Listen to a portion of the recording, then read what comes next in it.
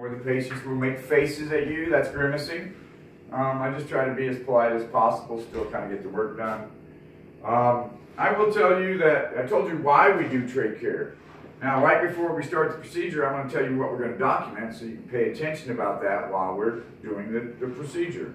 I'm going to document redness, bleeding, and drainage.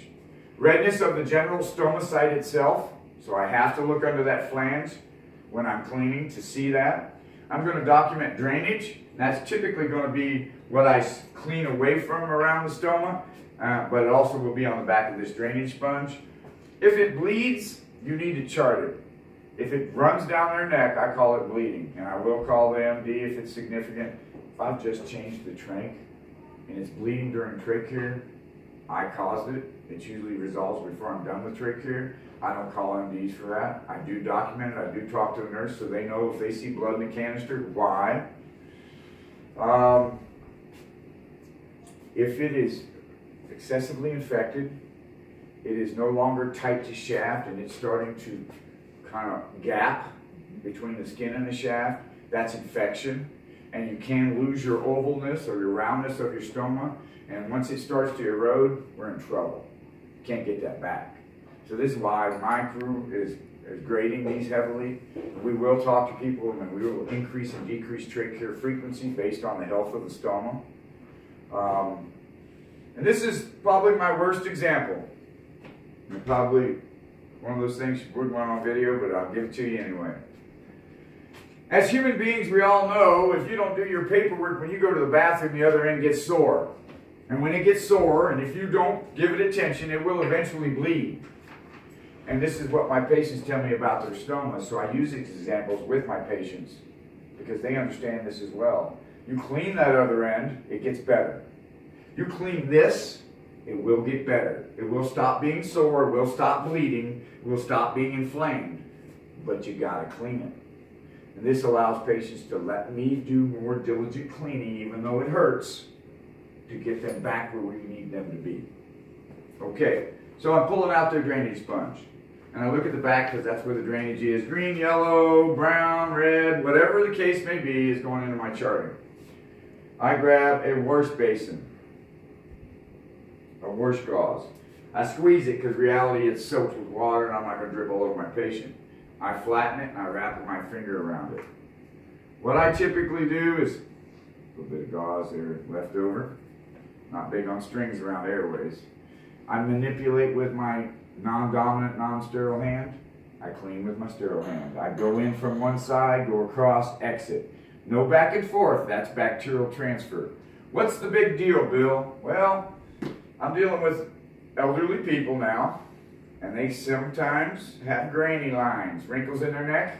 We all may not know what those are, may not be old enough to understand that, but we'll all have them. When that wrinkle in their neck interjects with their stoma, that corner is a potential secretion pocket where harboring bacteria could happen. We want to make special attention to clean that area, but we don't want to be doing this, dragging it back and forth, infecting the whole quadrant. So I go in, I come across, and I come out. I visualize what I got for documentation.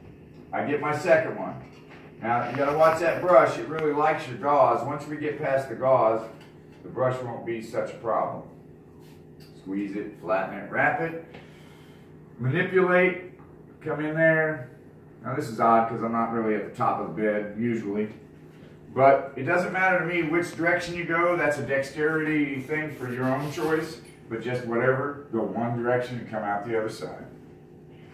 Pipe cleaners are great. I absolutely love them for cleaning. What you can do is you can, manipulate them however you want. Bottom quadrant, not so much do I manipulate, but what I'm going to do is lift up. I'm going to stick it in far enough that my top quadrant and bottom quadrant pipe cleaners will overlap in the middle. And I just wiggle it around, skip the tube, come out the other side. Visualize whatever debris I got. Now if you're doing the top quadrant, I find it very convenient to do a 90-degree angle. That keeps my hand out of her chin. Manipulate, put it under, and now I can skip the tube again, try to get in deep enough that there's two overlap, just like we talked. You've done your pipe cleaner requirement. You have 2 pipe cleaners left. If you found a real soiled area, you got extra tools. If you've got goobers sticking in any of these holes, they fit there too. Use 1 pipe cleaner for whatever task that you're going to use. Like I'm going to get into this little area right below the tube where the flange is, and I can knock out like any crustaceous secretions that's gotten there and dry. All right, I got a pipe cleaner. We'll just move on. Q-tips, cotton swab applicators. I use both ends. If I got a dry piece of secretion on the plate, I can pick it off with the plastic end of my Q-tip, but I use the cotton swab end on the patient. And I do a half moon around the edge of the stoma. You can use Q-tips for whatever you want. I do half moons, especially on the patients I know I'm going to try to take their trachs out because I'm trying to minimize granular scar tissue formation, which is what's going to keep the stoma from closing. If I rub it every day, maybe twice a day, that scar tissue doesn't build up. I take that trach out, and in 1 day, bam, that hole is almost 100% closed because you got nice, elastic, normal tissue there. And it's like wound care. You got to get your eye in there and see what you're doing. I don't go between the skin and the tube itself. I'm not going down into their neck. I'm going half moon around the edge. You can roll that Q-tip head if you want a fresh, clean Q-tip as you move around. That's just probably a little more of an advanced feature. Same thing on the top. Get up under where I can see. And I can see in my peripheral vision, I can see Lisa's face, and if she were to grimace, I'd know that it was a sensitive area. I'd get a little closer look on it. I got a flashlight I keep at all times in case I can't see it. Illumination definitely helps. New trachs, I do the first trach care, as any member of my team will. On any visit, I want them to do trach care. We have found forgotten sutures. You know, we have found tears that have been repaired that the hospitals don't tell us about. When you get in there, you see all that, and then we start documenting it. And sutures have to be removed. If they get under the skin, then you got to scalp the skin to get to that suture. It's so much easier. We just notice them early, clip, pull, simple. Now my wash basin is empty. I can now take out my inner cannula if it's one of those that I have to wash and rinse. I kind of express to everybody it's kind of like that macaroni and cheese plate. You leave it on the table all night, it's a pain to clean the next day. You drop it in and let it soak, not so much. I'm only going to have one hand to take out the trach or inner cannula, and if you just twist on it, you're going to really make your patient uncomfortable. Ring finger down on the flange. Claw fingers unlock the inner cannula without letting the trach tube move in the patient's neck. And I take that out and I let it soak. And then I move right on into rinsing, which is the same as washing, guys and girls, except for I got no peroxide in that dish.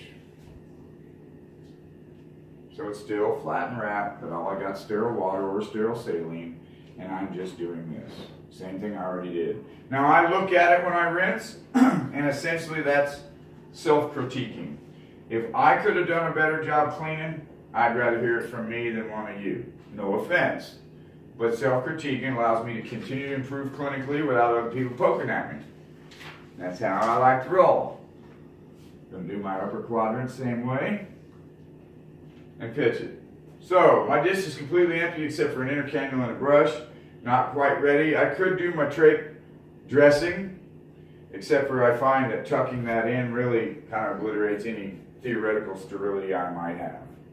I'm going to grab my brush with my sterile hand. I'm going to grab the head of this inner cannula with my dirty hand, and that's what sticks out of the patient. I try not to handle this inner cannula if I can, from the shaft point of view, because I'm going to put it back in the patient. Go all the way in, push it all the way to the hub. There's usually a foamy ball there. I recommend you knock that off, otherwise you just continue to draw it back up. You can go in both directions. The smaller the inner cannula, the more challenging this is. This brush also works on a 4, which is smaller, but it's a little tighter, a little tougher. And I want it basically to be visibly clean, especially here at the bend, because that's where a lot of it tends to build up. Scrub-a-dub-dub. If I have to get out another trach care kit because I'm so soiled I can't get it clean, so be it. It's not like I'm asking y'all to pay for each kit, okay? Don't waste them. But if I've got to use 2, like say an initial trach care because it's so bloody and terrible, I'll do 2 so you all don't have to. And then it's usually one kit maintenance after that once we get rolling. So, and also get the locking mechanism on these non-disposables. You don't want goobers there, makes it harder to unlock and lock. Just simplify your life. And then I just drop it in my, drop it in my sterile saline. Get back in there. And I just throw my brush. I'm done with that side. I'm going to, with my sterile hand this time, because this is theoretically supposed to be washed, disinfected, I'm going to scoop and let sterile water or saline run out the other end. Peroxide foams in the presence of bacteria. If I leave any peroxide in that inner cannula and stick it in my patient, they will inhale and then cough, spewing foam for the next 10 minutes. So just rinse adequately. And then what I do is I typically come through here with my sterile hand still and put it in there. Put a thumb on there with my non-sterile hand so it doesn't move. Lock it down. The inner cannula is done. Trach care is typically done. All I have left is 2 items. 1 drainage sponge, 1 trach tie. I do the sterile item first, for obvious reasons. I do my non-sterile item last. And what I typically do is I grab that split gauze by 1 tab, or 1, if you imagine a dog's head, that's an ear. No, I don't grab my dog by the ears, but this really helps me. Pinch this up, raise it so I can tuck that gauze underneath. And I try to get it to go all the way through. I'm trying not to touch the back of my gauze if I can help it. But I am going to grab the bottom, slide it to center. When I slide it to center, I will tap it under the plate. Okay, bottom is now straight, and all I got is 1 dog ear left to do. Same thing I did on the first side, and then I just bring my 2 together, and I have a nice looking dressing. So wrinkles on sheets, wrinkles on dressing, same thing, makes sensitivity, so I try to get it flat and smooth. And all I got left is a non-sterile item. I can quit worrying about sterility now. And what I'll tell you is basically, I usually have this close by the patient's head or pillow. So when I roll, I'm going to undo her trach tie. My girl's got a skinny neck. That's the only thing you're going to find different from any other patient reality situation, is that with a skinny neck, the ties are typically in the back. Once I get it to this point, I need a thumb on my trach to hold it from falling out. The only thing that holds these trachs in place is the trach tie. Even if they have a balloon on it, the balloon's not holding it in place.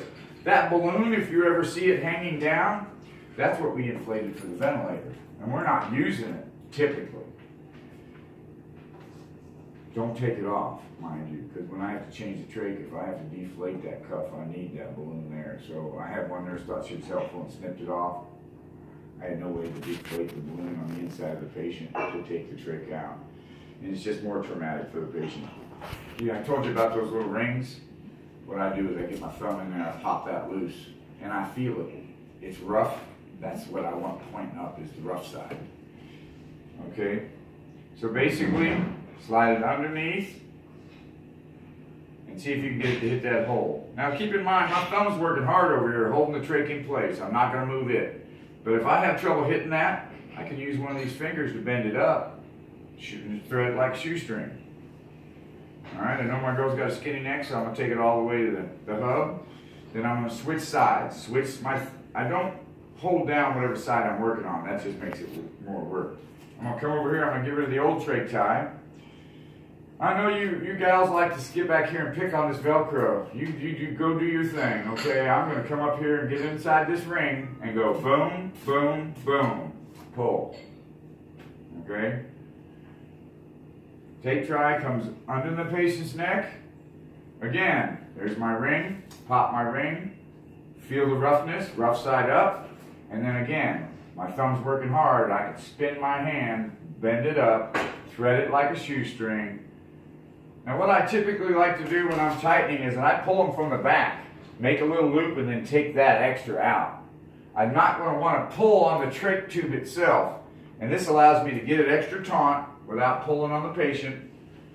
And you should only be able to get 1 finger on each side or 2 on one side. It's 1 to 2 finger tautness. When I come into most rooms, I can get 3, 4, 5, 8 fingers under the trach tie. That's somebody risking to lose their airway. 1 to 2 fingers is your policy. Trach care. Like I said, I'm going to go document redness, bleeding, drainage. If I found a red stoma and I took a Q-tip and I rubbed it, my Q-tip came out red, I don't call it bleeding. In all fairness, I call it friction color because I irritated an inflamed area. If it runs down the neck, I call it bleeding. All right. Of course, then after I'm done, I tidy up like any good clinician would. Throw it in the trash. Give my hands a little air moment. We'll move on here. That's good. That's gone. All right, gone. Suctioning the artificial airway. I usually cup this together with the emergent management piece. I do that intentionally because a lot of times you don't know you got an emergency until you go to suction and then you find out I can't put the catheter down. Then you realize, wow, I got a blockage in there, but my patient looks pretty casual about it. Those are the best kind. Last thing you want is a blockage when your patient's turning blue and not sucking wind and declining and you don't have any time. At least if they're clinically comfortable, you got time. So this is what I'll tell you. I'm going to take out this inner cannula. Obviously it's a clean, clear inner cannula. I'm going to put in this inner cannula. How you doing, sir? I'll be here. Well, you missed most of it. No, I'm sorry. Your patient's sorry. Okay, sir. All Be right. that way. What's that? I said be that way. Go ahead. So, this is the emergent management piece where if you go to pass a catheter down your patient and you're unable to do so, what I call short duration and not being able to move it through. So we're not teaching deep suction to start with. And I heard people use the term deep suction. Deep suction is something you're only going to see in the ICU. And we're talking about a catheter that's twice as long and half as big. When we're talking about suction, we're talking about advancing it down till we hit resistance, which is typically when the patient's going to cough, and you're going to evacuate and move out. But what we're going to find here is, when you only go this far and you hit an obstruction and the patient does not cough, you've got a blockage. And the blockage is one of two things. It's either the trach is no longer in the trachea itself and it's in the tissues of the neck. That occasionally happens when our trach tie is too loose. It's allowed to move out, pop out of that trachea, and then lay in the interstitial tissues of the neck. When that happens, you're going to get short duration, but you're going to end up with a bloody tip when you pull it out. Because when you poke the interstitial tissues of the neck, you get a little bleeding, and it's just going to come out stained right on the very end. And my recommendation is, don't poke it any more than you have to. If I poke it in short duration, I'm going to pull it out first and see if it's bloody or not before I start thinking it's a plug. If I think it's a mucus plug and my patient is stable, once I've identified I have a compromised airway, it's really simple. What's my patient look like? If they look good and they look comfortable, and I throw a sat monitor on them, their sats are good, I know they're not breathing through their trach because I can't get a catheter down it. They're more than likely got good airflow around their trach and they're breathing through their nose and mouth. And they're clinically good enough not to be in a bad way. So, what can I do? Well, first thing I could do is take the oxygen off the trach, put it over their mouth. That's where they're breathing. If your sats are 90-ish, go ahead and put their oxygen up.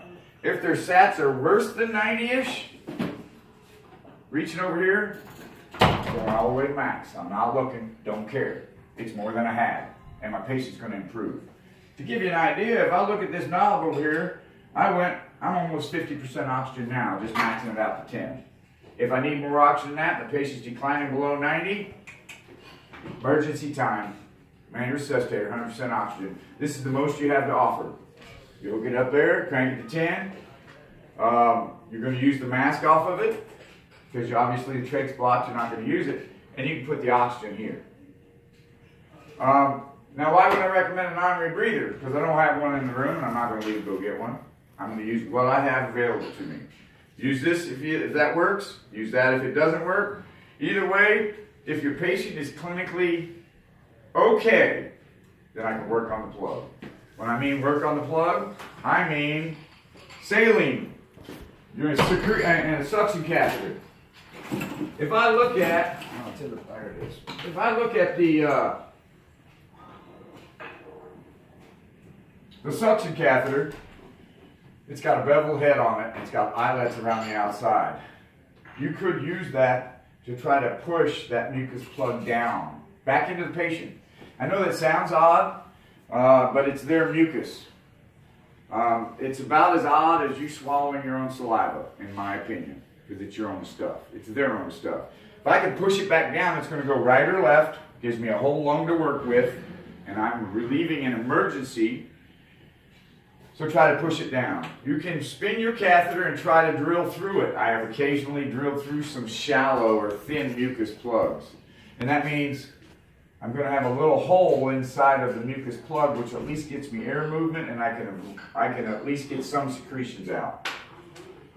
Take out your inner cannula. If the mucus plug is in your inner cannula, I recommend you buy a lottery ticket on the way home. It's your lucky day. A lot of times the mucus plug will be up here. But if it's not in your inner cannula, what you have is a giant mucus plug stuck to the whole bottom of the trach. And you're trying to push it off, drill through it, whatever you can do. You can spend as much time putting saline in the trach and pushing on the catheter. You've got all the time the clinical level allows. In other words, if your patient's stable, you got time. As soon as your patient turns south, your oxygen that you're doing is no longer maintaining above 90. You're literally going to untie one side of the trach, get it out from behind the neck, and remove the whole thing. The patient's now going to be breathing through this fleshy hole. And this is what I'll tell you about that. You should know a couple of things. The golden rule of tracheostomies. Kind of funny, but not. Don't look in the hole.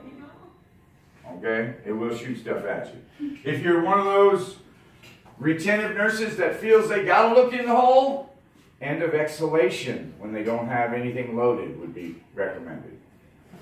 But just what I do is I take it out. Now, you know if your patient is supine, flat on their back, semi-Fowlers, you don't stand at the foot of the bed. That's target central. They cough something out, that's where it's going to go. Keep in mind when I take the trach out, with the trach in, my target zone's like this. Once I take the trach out, the target zone like this she is now, the big stoma, it is a much wider zone, shooting area. I recommend that if the patient starts to cough and you're in proximity, put your gloved hand over it like you would your own mouth. Cover their cough. I would much rather have it here than here, okay? So what we're going to do at this point is we're calling for an extra pair of hands.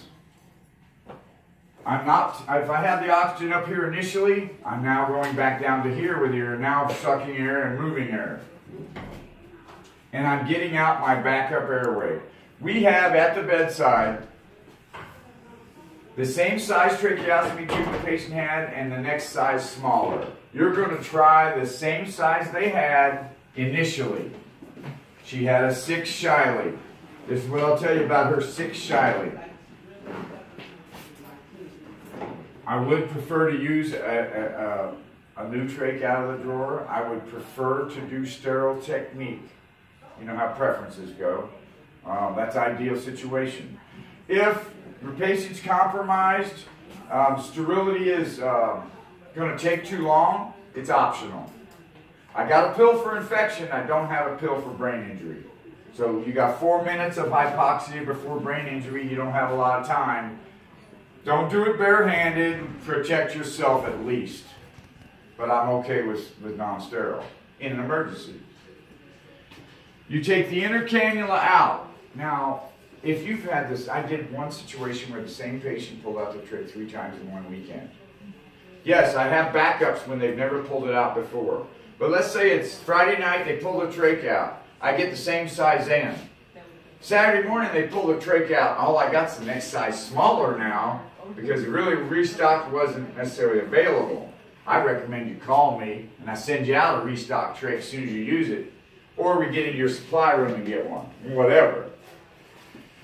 But let's say we don't have it. Let's say he pulls it out Saturday morning, you use your next size smaller. Let's say they pull it out Sunday morning and you don't have any backup trachs. And even worst case scenario, the patient's throwing the trach on the floor after they ripped it out. You're going to pick up whatever trach you got.